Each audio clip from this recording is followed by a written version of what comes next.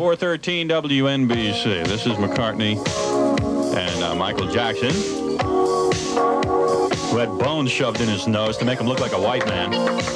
Hired by WNBC Radio to bring in ratings and advertising revenues, Howard Stern makes his living abusing and attacking anyone and anything. I can tell you that the Jews did not kill Jesus. I wasn't there, but I have a strong suspicion it was two Puerto Rican guys. On a clear night, Stern's show can be heard all along the eastern seaboard, from Canada to Florida. Infectious sores on your face? In 18 months, Stern has captured his target audience, but the ratings tide seems to be turning against him. He's also managed to offend just about every minority in New York. Pretty sad. It's amazing what black people will do to look like white people. They shove bones in their nose and squeeze their eyelids. NBC. Stern recently launched an on-air search to find a black woman who would pass for white. He does leering imitations of homosexuals. I had a sexual fantasy about tying Bugs Bunny up with a piece of nylon cord. I swear, I know I'm sick. And talks about his own attempts to breastfeed his infant daughter. Is this new wave radio or the sleaziest game in town? Is what we hear on the air, is that really you or is that the act? Oh, that's me. I think there's two people inside of me. And I'm not saying I'm schizophrenic or anything, but when I get on the air, I just unleash everything I'm feeling. And when I get off the air, it's like I clam up inside. I hold everything in. But what you're hearing on the air is pretty much me. You think that's good or bad for radio? Oh, it's real good. I'm making radio interesting. Some people feel Howard is making radio dangerous. Lance Ringgold from the National Gay Task Force is one of them. He was making some remarks about AIDS in a back and forth with this character that made it sound like you could be in the same room with a gay person and catch AIDS. And back in May and June, people were dying as they're dying now. And there was a lot of hysteria that people believed this, that simply being around gay people meant you could catch AIDS. So it was not just unfunny, it was adding to dangerous misperceptions that people had, and that was the last straw. It's not just nameless, faceless targets. Howard will even use his own wife, Allison. What's your wife say to you when you come home at night and you've been saying she's 6 months pregnant and she's begging for sex? She thinks it's terrible because she thinks this is terrible. I said, well, I'm sorry, I can't control what I do when I get on the air. I can't control myself. I really cannot control myself. Howard, if your own wife says that about you, I don't care. How can you expect anybody else to understand you? Because I can't control myself. I'm out of control. I'm like Michael Jackson.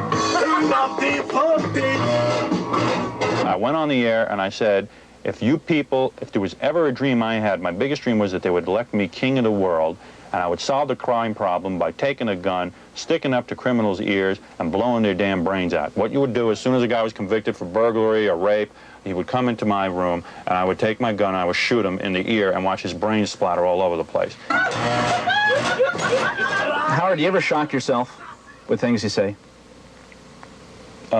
Sometimes, yeah. Sometimes things come out of my mouth. I don't know where they're coming from. So who is this Howard Stern? Stern is 30 years old, born and raised in Roosevelt, Long Island. He's married to a psychotherapist named Allison, and together they have a 6-month-old daughter. Despite his 6-figure income, Stern still rides the subway to work. I'm really insecure. About what? Well, I'm always afraid I'm going to lose my job because of the type of radio show I do, and I got a wife and a kid now. I'm insecure as hell. Except when he's on the radio. All right, blank-a-doodle-doo. How would you fill that in? Well, you must have job security. What is your answer? Cock-a-doodle-doo. Cock-a-doodle-doo. All right, that's a good answer. How you doing there, Michael Jackson? I had no women. A doodle-doo. No women, a dude will do. That's very funny. Of course, it's not a match. Every afternoon from 4 to 8, he and his cohorts outrage their way through 4 hours of talk with just enough music to keep management happy. Each week, some 900,000 people tune into Stern. WNBC 545. Stern would be just another obnoxious loudmouth if it weren't for the fact that he has a genuine comedic talent. Some call him the cutting edge of comedy. Comedian David Brenner. I think Howard Stern is brilliant. I think the only thing wrong with Howard Stern is I believe he should be on television, not on radio. I think he could be a breath of fresh air. He could have a TV show late at night, I start him late at night, or on cable, that would knock this country out. But that so-called edge seems to cut both ways. Often Stern appears to be more crude than comic. You're a housewife? Yep. Mm-hmm. Kids? One daughter. One daughter? Did you breastfeed her? Yep. Very good. You're very liberated. What age did you stop? How old was the kid when you stopped breastfeeding? About 4 months. Why'd you stop? Were you uptight? Did she start No. Did she bite your nip? She got started on regular food and then she wasn't interested anymore. Okay. That's what happened to my wife. She got bit a couple of times, but she's still doing it. She's like a masochist or something. I'm going to keep doing it. I don't care. It's important. The baby needs her nutrition.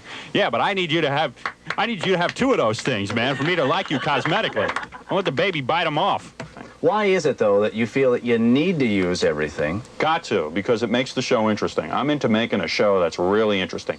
Howard is #1 with his target audience, men 25 to 54. But since joining the station in August of 1982, Stern has lost over 200,000 listeners and has dropped from first place to fourth place. WNBC General Manager Randall Bongarden insists he's not worried. In your mind, Howard Stern's successful? Very. But for how long? Howard's WNBC honeymoon seems to be drawing to a close. I am probably on a roll right now that will get me fired within a year or so. I will probably be fired, but I'm willing to accept that. In fact, he's already seeking other employment. Recently, he spent a large part of his program soliciting job offers.